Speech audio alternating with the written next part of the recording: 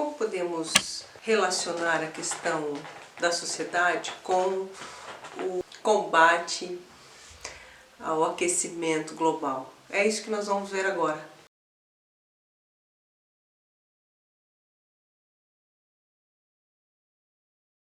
Nesse vídeo, ao invés de falar sobre os problemas que a sociedade criou para que se agrave a questão do aquecimento global, eu prefiro fazer um trajeto com relação à condição cidadã do ser humano no mundo e como que isso se dá na relação direta para se combater o aquecimento global. Primeiro, nós podemos pensar que a questão da cidadania, ou para se pensar uma teoria da cidadania, nós precisamos pensar a cidadania em diversos âmbitos. Pensar que existe desde aquela primeira formulação do que é o ser um cidadão, com direitos e deveres, mas também outras condições, outros meandros da cidadania que foi se colocando conforme a evolução ou conforme a complexidade das sociedades, né? Então nós temos uma cidadania civil, por exemplo, onde estão as leis e como a gente deve agir numa sociedade. Existe a cidadania política, que é a participação do cidadão nas questões políticas do seu estado. Existe a cidadania econômica, que nós falamos um pouquinho no outro vídeo, que é essa interação entre não só uma visão do mercado, uma visão da economia, mas também das empresas, dos trabalhadores, num pensamento comum, entrando no viés de se achar uma forma melhor a se proceder economicamente. Isso implica nessa responsabilidade cidadã diante da economia. Mas existe um outro ponto, que é um ponto colocado por Adela Cortina no livro Cidadãos do Mundo, que é esse livro aqui, e eu vou deixar a descrição do livro aí na descrição do vídeo, e que ela propõe, num dos últimos capítulos, uma educação cidadã. Para onde que tenderia essa educação e qual é a necessidade dessa educação para se chegar em questões públicas, né, nas questões do convívio da sociedade. Bem, para a filósofa, essa educação ela está mais na questão de se preparar as pessoas para que se perceba os valores que são universais. Nesse sentido, ela coloca os valores morais como próprios do ser humano. Ela não está desprezando valores de religião, valores de gosto, de estética, valores de utilidade, mas sim dizendo que existem valores que são primordiais, que são necessários e que são anteriores, e que nós precisamos tê-los bem claro diante das nossas ações ou incorporados para que essas ações possam ser levadas a público e melhorar a forma de vida. Nessa educação cidadã, é importante que se eduque nos valores cívicos, e ela descreve esses valores cívicos que eu vou pontuar aqui rapidamente. O primeiro deles é a liberdade, e esse valor da liberdade pode ser visto de três maneiras.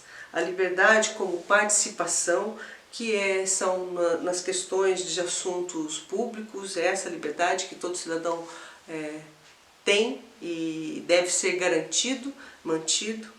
A liberdade de independência, que assegura a liberdade individual da vida privada, e a liberdade como autonomia, que é poder fazer as suas escolhas, planejar a sua vida e refletir por si mesmo diante das questões que são colocadas. O segundo valor o valor cívico é para ela a igualdade. E essa igualdade é a igualdade que nós esperamos perante as leis e de participação também. O terceiro valor é o respeito ativo, ou seja, a tolerância, né? A tolerância dentro de uma convivência social, né? O quarto valor, que é o imprescindível, é o que toca o tema específico, o quarto e o quinto valores são os que tocam no tema específico que eu estou tratando aqui, que é o de solidariedade. A solidariedade é essa evolução da fraternidade. E daí nós podemos, na filosofia, pensar a solidariedade de duas maneiras: de respeito ao próximo, mas não apenas aqueles que estão na minha comunidade. Essa solidariedade ela se amplia para questões maiores, como, por exemplo, a paz, o desenvolvimento dos povos menos favorecidos e o respeito pelo meio ambiente, que entra as questões ecológicas nessa questão de solidariedade.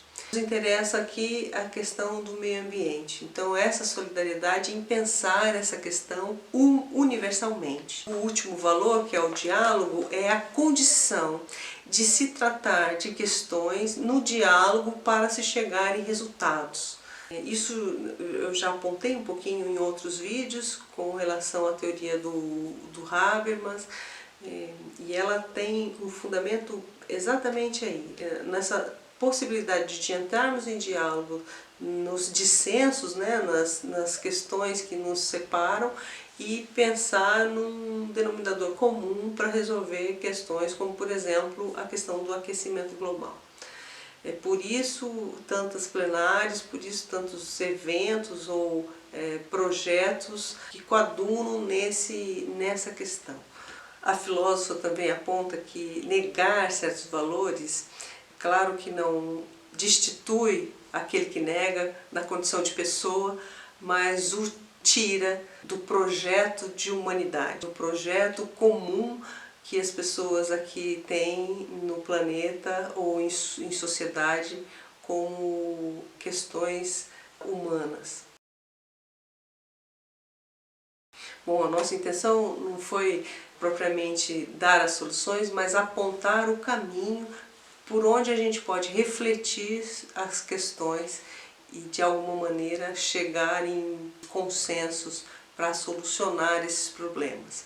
Nós finalizamos aqui essa série da vida frágil. Primeiro falamos um pouco da questão da poluição, a função dos oceanos, a função das florestas, o problema do consumo e ainda a questão dos combustíveis de energia e quais são as energias favoráveis a se reduzir esse problema do efeito estufa e, consequentemente, do aquecimento global. A próxima série que apresentarei será um estudo sobre argumentos inválidos com relação ao meio ambiente.